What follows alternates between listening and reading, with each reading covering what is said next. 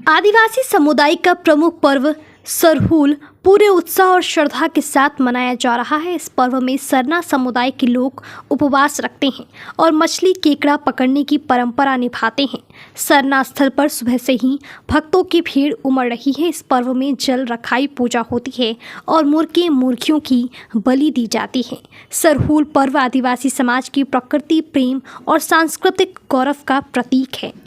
सरहूल पर्व के पहले दिन सोमवार को सरना समुदाय के लोग उपवास रखें वो मछली और केकड़ा पकड़ने की पुरानी परंपरा को निभाते हैं। सुबह से ही सरना स्थल पर श्रद्धालुओं की भीड़ जमा होने लगती है। आदिवासी समाज में मछली और केकड़े को पृथ्वी का पूर्वज माना जाता है। एक पुरानी कहानी के अनुसार मछली और केकड़े ने ही समुद्र की गहराई से मिट्टी निकालकर पृथ्वी बनाई थी, इसलिए सरहूल के पहले दिन इन्हें समर्पित किया जाता है।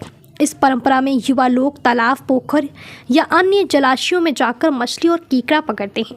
पकड़े गए केकड़ों को घर की रसोई में लटका दिया जाता है। बाद में उन्हें पीसकर खेतों में डाला जाता है, जिससे फसलों में अच्छी पैदावार हो सके। शाम को जल रखाई पूजा होती है। इस पूजा के लिए पाहन पुजारी तालाब या नदी से 2 नए घड़ों में पानी भरकर लाते हैं, फिर उन्हें साफ सुथरे सरना स्थल पर रखते हैं। इस पूजा के दौरान 5 मुर्गे मुर्गियों की बलि दी जाती है। मुर्गे की बलि अलग अलग देवताओं के नाम पर दी जाती है, जैसे सफ़ेद मुर्गे की बलि सृष्टिकर्ता के नाम पर दी जाती है।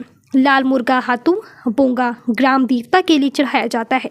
माला मुर्गी जल देवता इकीर बोंगा को समर्पित की जाती है।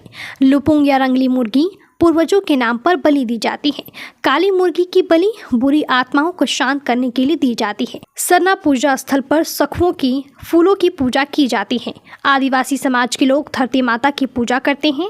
भगवान और धरती माता से प्रार्थना करते हैं कि पृथ्वी पर मौजूद समस्त प्राणी और पेड़ पौधे स्वस्थ रहें, सभी जीव जंतुओं को दाना पानी मिलता रहे, बारिश ठीक से हो सके ताकि खेती अच्छी होगी। सदियों से चली आ रही परंपरा को आदिवासी समाज धार्मिक नियम धर्म से निभाते आ रही हैं।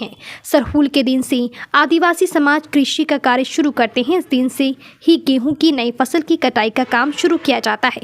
वहीं इस दिन गांव के पुजारी यानी पाहन भविष्यवाणी करते हैं कि साल अकाल पड़ेगा या अच्छी बारिश होगी।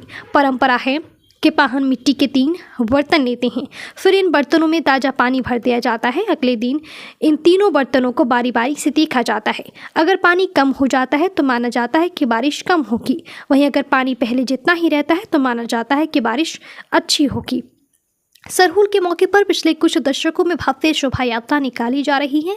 राजधानी रांची में भी 1 अप्रैल को भव्य शोभा यात्रा को लेकर सभी आवश्यक तैयारियां पूरी कर ली गई है। शोभा यात्रा की शुरुआत रांची में 1967 में कार्तिक उरांव के नेतृत्व में की गई थी।